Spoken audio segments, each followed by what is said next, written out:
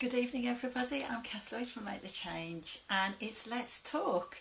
And tonight we're going to be talking about learning how to love and accept yourself. So I had a quick, we all sort of know what love and acceptance is about, but I still had a look in the dictionary to see what it said. So it said that love is about fondness and devotion. To accept is to be able to acknowledge something, and acceptance is about acknowledging what is due to you, or what is offered to you. And so this is what it's all about, isn't it? It's about learning to be able to be fond of something, to admire something, but also to be able to acknowledge it and to bring it closer towards you, and also to give it out. All right. Now, we are brought up constantly with saying you've got to love and accept everybody else, and yes, that is absolutely true. We do need to do that, but we forget that the first port of call, of course, is ourselves. We have to be able to love and accept ourselves. And this can be really, really difficult, because you might have, a lot of negative past experiences that have left a scar. Perhaps you're carrying around a lot of baggage that you haven't been able to unravel, or perhaps you are struggling with something very new and you're finding it very, very difficult to work through that at the moment. And or it might be that I'm trying to think of the right word here. You might find it is a sign of vanity and egotisticalism, which we are brought up, the majority of us, to not behave in that way. And so, there's quite a lot of things going against us that can get in the way of loving and accepting ourselves. Okay. And to be able to change it, how easy is it? And it isn't easy, because, we've had a lot of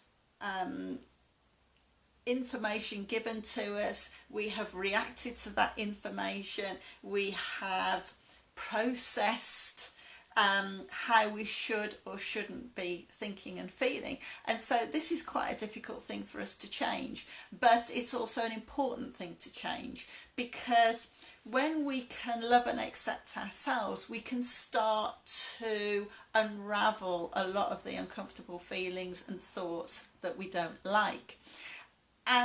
But the trouble is, when we're in a state of great anxiety and great stress, it will eventually consume your whole body if you're not careful, and it will control us, rather like the moon controls the tides. And it's very, very difficult to be able to sort of switch yourself off from that, and to switch onto something new. And so, it is about work in progress. It's like any change in your life. It is, it isn't a quick fix. It's a process that you have to go through. It's about soul searching. It's about getting okay with uncomfortable thoughts and feelings that you have been, or you thought you had been, managing for quite a while. And this is where it can get uncomfortable for people, because people can feel guilty, they can feel uneasy about themselves. Should you be having fun, having a laugh when the person next to you is really, really struggling? Should you feel guilty about striving for something better, something different? And, no, you shouldn't, because even though, other people are perhaps struggling in life, you have got to live your life the best that you can live it. And, you know, if you are become totally consumed with other people's hardship, other people's grief, other people's negativity, if you get very involved with the baggage that they are carrying, you know, it is going to bring you down as well. And so you won't be working to the best of your ability, you won't be communicating well, you won't be striving for success, and what will be happening is that you'll just be ticking over, doing what is necessary. And yes, in times of anxiety and stress, sometimes we have to go into that mode, just doing what is necessary. But then there becomes a time when you've got to try and move away from that, switch yourself off from it, and start to get really okay with you. All right. So, okay, how do you do it? It's all right for me to say you should be doing this, you know, you should be feeling this, you shouldn't be worrying about that. But it is a process that, you know, there is a process that you have to feel and to go through. And the first thing that you need to do is to really understand what it is that is stopping you from loving and accepting yourself. So what are the feelings, what are the emotions, what are the thoughts, what are the behaviours that is stopping you from really connecting with the good side of you, the bit that you need to get to know and love yourself. Okay, now this can be a very emotional process. It can be a very hard process, and you know, because you might have spent quite a lot of time just putting it to one side. I was chatting with somebody on Monday, and he was talking about his wife, and you know, he believed that she didn't know why she was anxious and she was stressed, and you know, he was going through a conversation with me that he had with his wife, and he was asking all of the right questions, but she was saying that she didn't know what it was that was upsetting her. And you know, my immediate reaction was, well, you know, that most probably she has been frightened to acknowledge all of those thoughts and those feelings because it has been too uncomfortable, because she has been frightened of opening up. She's been frightened of really connecting with herself, you know, and these thoughts and feelings, they're all energy, just like a storm. And you know, like the saying goes, it'll get worse before it gets better. And if she opened up to herself, you know, there'd be a big steep curve with all of these feelings and thoughts and emotions bubbling up, and what will probably be happening is, as these feeling and all this energy rises up, is that she will start to get very frightened about all of these feelings that she's been suppressing for all of this time. And she might be worried that if she really lets go, is she going to be able to control this steep surge of emotional energy that she is experiencing? Okay. And yes, she would be. She would be able to control it, because it's, you know, like a storm, the energy gets dispersed and then she will start to subside again. All right, but at the time when you're experiencing all these thoughts and all of these feelings that you don't like, it is very, very frightening. Okay, so it is a very explorative time when you are starting to do this. But once you can understand those thoughts, feelings, emotions and behaviours that are stopping you from loving yourself, you have then got to ask yourself why. Why don't you like them? What is this about them that is stopping you from, you know, getting in the way of you liking and loving yourself? Okay. And again, it's a hard process to go through, but once you've done it a couple of times, it will get a little bit easier and a little bit easier. And you will find that the weight and the baggage will eventually, that you are carrying around on your shoulders, that will start to get lighter, because you are beginning to start accepting it. You are on the first step to accepting it once you have acknowledged it. Okay. So then once you've unravelled that, your what, your why, okay, then it's going to be about what do you want instead? Or what do you know, what will help you love and accept yourself? So what are the thoughts and the feelings and the behaviours you want to be experiencing? Okay. And why? And what will it give you? And what will it give other people around you?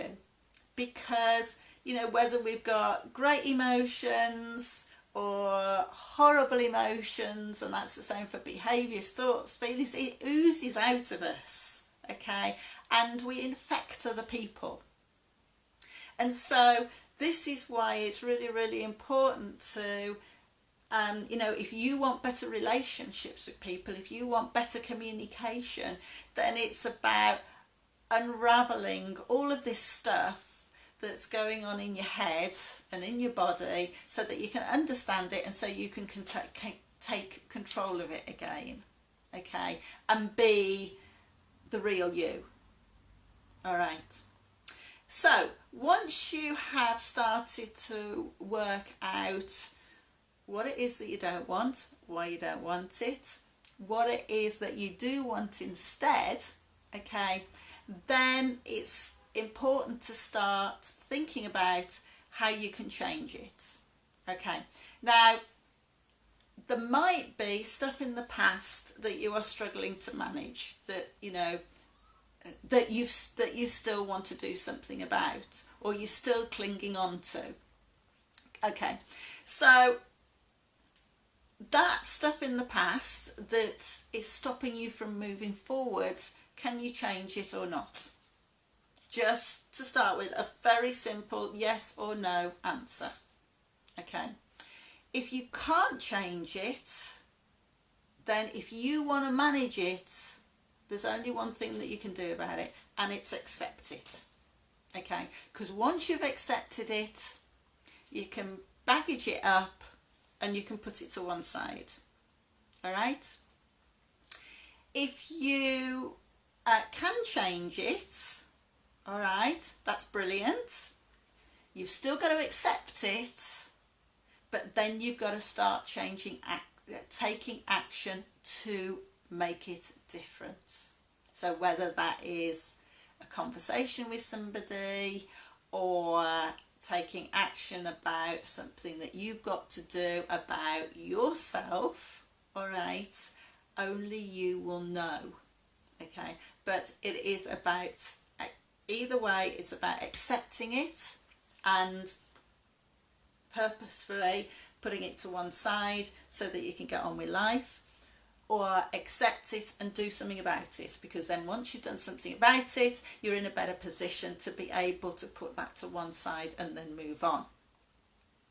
Okay, so all in all, it's about developing a better understanding. Okay, now the next bit is about how you are going to talk to yourself. All right, so this is about your communication with yourself. All right, and this is why it's important to understand, you know, all the different emotions, thoughts, feelings, behaviours, so that you can start to work through it. All right, and it's about talking to yourself honestly. So even though I have these, let's call them negative thoughts and feelings about the way I feel, I still love and accept myself. All right.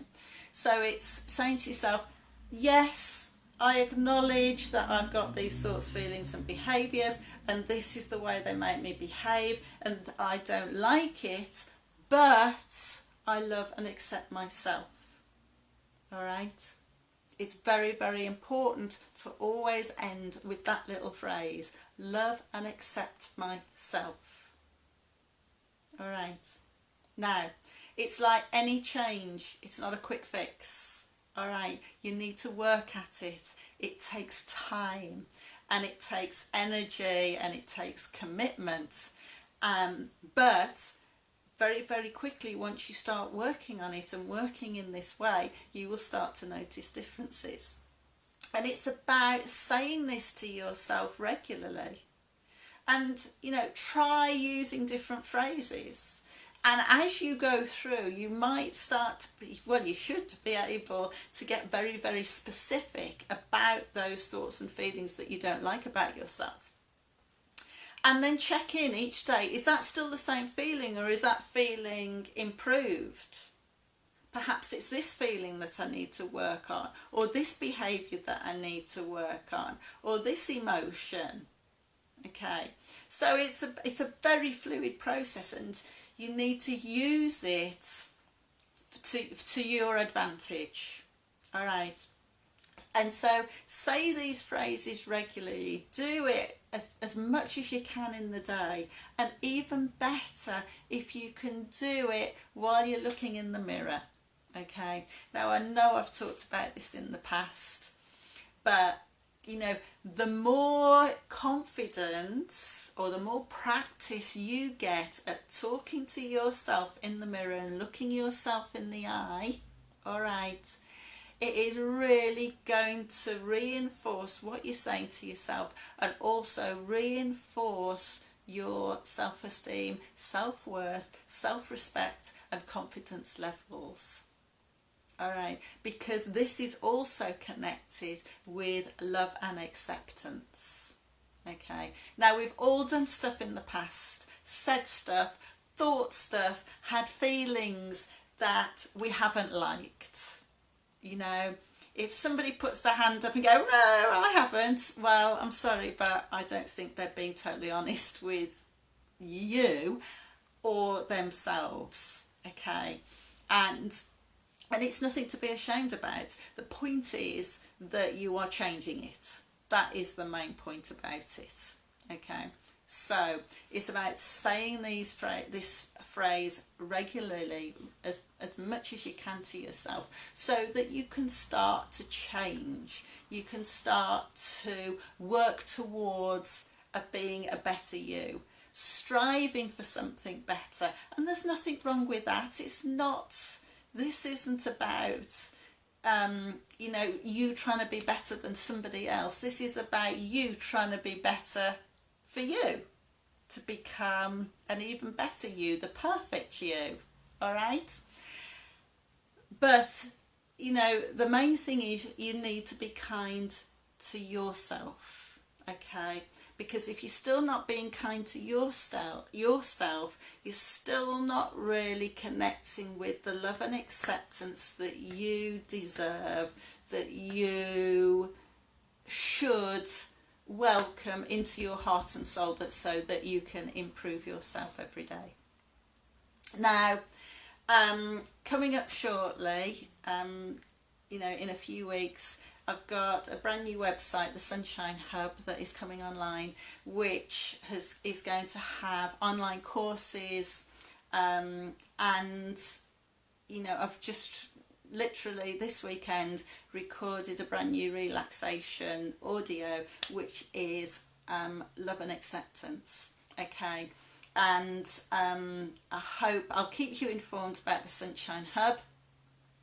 And, you know, as soon as it's up and running, then you'll be hearing about it on, you know, different social media.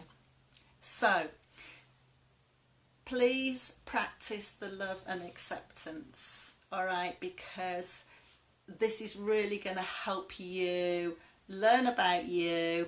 And then once you know, love and accept yourself, you will be in a far better position to be able to love and accept the people who have perhaps done something that has upset you, wronged you in some way, you know, perhaps put barriers in your way. And then, you know, that whole love and acceptance feeling that you are, you know, that is washing over you will make your life so much better. You'll be so much happier, you'll be so much calmer and more peaceful, because you are in touch with yourself, you're in touch with your feelings, emotions, thought processes, and then you can strive and be the fantastic you that you deserve to have. So that's it for this evening. I'm going to love you and leave you. Have a lovely evening, have a lovely week, and I'll speak to you again next week. Bye bye now.